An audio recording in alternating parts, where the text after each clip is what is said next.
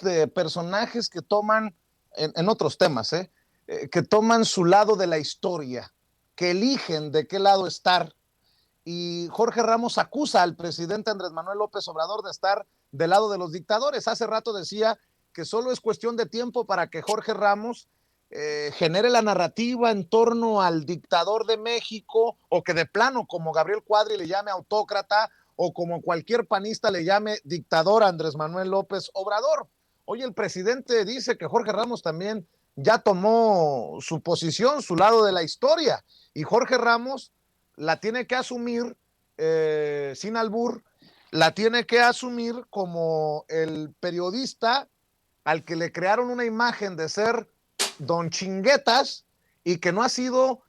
honesto intelectualmente con su audiencia por el tema de Guantánamo, por haber respaldado la guerra contra Irak, por armas de destrucción masiva que nunca existieron, por todo lo que ha significado y lo que se ha hecho mal desde Estados Unidos, pero que sobre eso no habla. Él se enfoca en los dictadores de Cuba, de Nicaragua, de Venezuela, y en señalar lo que hace mal Andrés Manuel López Obrador. Manuel, seguro estoy que está siguiendo este caso. ¿Qué piensas sobre este Jorge Ramos, que para muchos es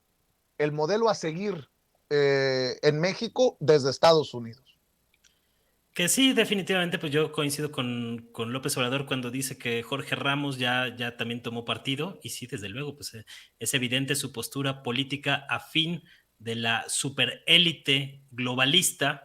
que ha controlado Estados Unidos desde hace mucho tiempo, salvo este breve periodo en el que irrumpió Donald Trump a la presidencia, y que ahí vimos a un Jorge Ramos muy crítico. A final de cuentas, a los liberales recalcitrantes, que son los que imperan en esta hegemonía globalista, no les gusta lo que ellos llaman los populismos, y Donald Trump entraba dentro de esta categoría, ¿no? Entonces por eso vimos a un Jorge Ramos muy crítico en esa ocasión, pero no lo vemos igual de crítico con la hegemonía estadounidense liberal, pues que ha impuesto dictaduras en América Latina. O sea, este es el doble sentido, ¿no? Mientras Ramos señala algunos países y gobiernos de América Latina como dictaduras, pues es muy curioso que no sea igual de crítico con las dictaduras que ha impuesto Estados Unidos. Por ejemplo, en Honduras, en 2009, tras el golpe a Manuel Zelaya, que se tuvieron que chutar los hondureños pues más de una década de dictadura militar, promovida por Estados Unidos, y en concreto por Hillary Clinton, que hasta lo reconoce en un libro que publicó en 2014 que se llama Decisiones Difíciles, en el que cuenta cómo Estados Unidos y la Secretaría de Estado operaron este golpe militar a Manuel Zelaya, y que pues, sumió al país en una grave crisis política, que por cierto fue un golpe operado también por la Cancillería mexicana en los tiempos de Felipe Calderón, no, tampoco se nos vaya a olvidar ese asunto. Y lo mismo lo hemos visto pues en Bolivia, con el golpe de Estado que hubo en Bolivia, patrocinado por el Ministerio de las Colonias, la Organización de Estados Americanos, y yo no he visto que Ramos sea crítico con esta situación o con otros regímenes autoritarios como el uribismo en Colombia, ¿no? Que lleva pues 2 décadas haciendo y deshaciendo en el país, sumiendo a Colombia en una grave crisis de violencia, y yo no veo que Ramos haya ido a cuestionarle a Iván Duque o a estos personajes que son aliados estratégicos de Estados Unidos, pues que les vayan a recriminar como lo ha hecho con personajes como Nicolás Maduro. Yo no he visto que vaya a increparlos en el mismo tono, ¿no? Entonces, pues es muy evidente que a qué tipo de intereses políticos está respaldando y sosteniendo un personaje como Jorge Ramos, afín a la hegemonía globalista que principalmente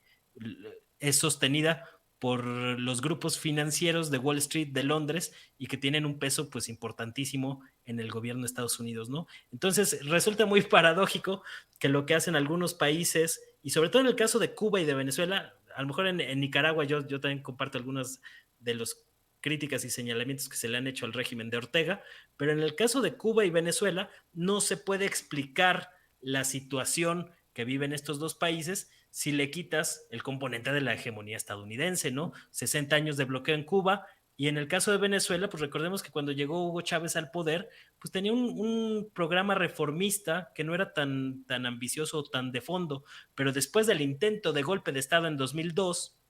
cuando Chávez estuvo a punto de ser derrocado. A partir de ahí se profundiza el proyecto transformador del chavismo en Venezuela, precisamente porque se dieron cuenta que los intereses hegemónicos de Estados Unidos en América Latina no iban a permitir un cambio de estos, y pues hemos visto 20 años de reiterados intentos de golpe de Estado, incluso de asesinato de Nicolás Maduro en fechas más recientes, ¿no? Entonces, si tú le quitas el componente de la hegemonía estadounidense a la política latinoamericana, pues te quedan análisis simplones como el que está haciendo y promoviendo Jorge Ramos, que evidentemente pues también tiene una connotación política, ¿no? Es muy claro de qué lado está los intereses de este periodista.